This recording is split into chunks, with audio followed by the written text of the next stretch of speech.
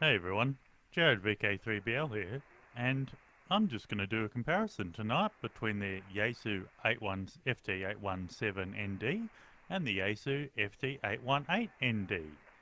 Now, officially, the main difference is the 818 has one more watt. I will say I did a teardown and they both use the same final transistors, so that will be interesting to explore. It has a slightly bigger lithium-ion battery, NiCad battery, at 1900 milliamp hours rather than 1400 milliamp hour.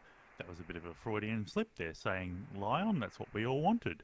And lastly, it comes with the TXCO, which is basically a slightly more stable oscillator, which was an option on the FT-817. So basically it's just a spec bump, and many people sort of suggested that the reason for the new model is after 15 years Yaesu were having trouble getting, the parts they were using to build the 817, and as such had to release a new model. Now, um, I generally think that's probably right. Now, I do think it's weird that Yaesu decided to name this one the 818, purely because there's been multiple versions of the PA section in the 817. In fact, there's been multiple 817s. There was the 817D, and then there was the 817ND. So they could have continued with the 817 name. So it is interesting they chose to use 818. Now, cosmetically, there's almost no difference. The menu structure's the same. You can hardly tell them apart looking on the outside. The only real giveaway is the 818, as shown here, has gold writing and a slightly different fault. And also, now this could just be a batch thing, but you'll notice, hopefully, that the 817, which is the radio on the left, has the purple display option set. Now the 818, which is the radio on the right, and looks to be blue, also has the purple option set. Now I don't know what my camera is going to do to that, but there is a definite difference. The 818 on blue does look more blue than it does now, but purple definitely is not the classic purple of the 817. So I'm not sure whether that's just a batch thing, or whether they have chosen to use a different LEDs to illuminate the display, that sort of thing. Anyway, these are small cosmetic things, and they're not really that interesting. Now, I did do a teardown of the radios before this, and the internals have the board layout, the RX board is essentially identical. There's a few different components, not much. Most of the changes on the PA board, and it's mostly just relays. It's actually the photo I used as the cover for this YouTube video. I'm using the front BNC connector for both radios. The reason I'm doing that is the 817 had a reputation for having, I think it was less loss on the front BNC connector than the rear one, mainly because it had to engage a relay to use the rear one, and that's about the only reason. And also, well, I had a BNC cable handy, so I am using the front connector on both radios.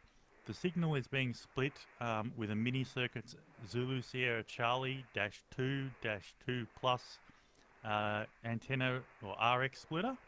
It's a commercial grade splitter that has isolation between the two radios, so one receiver cannot interfere with the other receiver to any noticeable degree. And I must thank Mini Circuits, they were kind enough to donate that to rate my radio for these kinds of tests.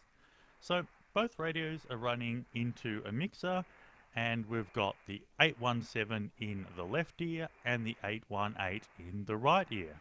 So without much further ado, I'll go and remove the 20 dB pad from each radio. The volume levels are as close as I can get them, and we can have a listen. CK3 FMKE.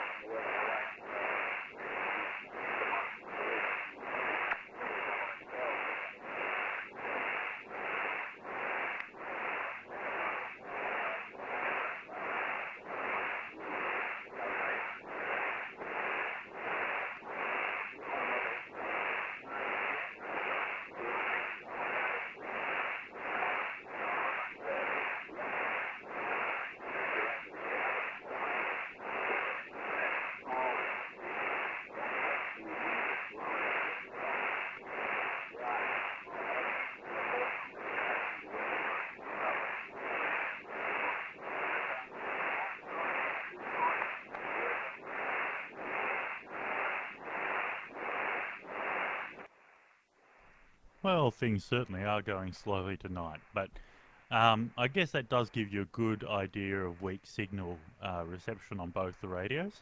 Now, I should say that I'm not sure if I mentioned, but IPO is on both radios. I have more than enough reception.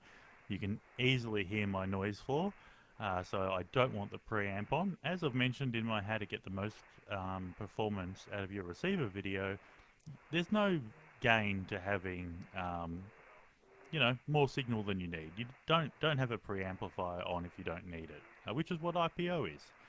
Now, the other thing I was going to say is noise blanker is not on either radio, and as far as I can tell, they're identical.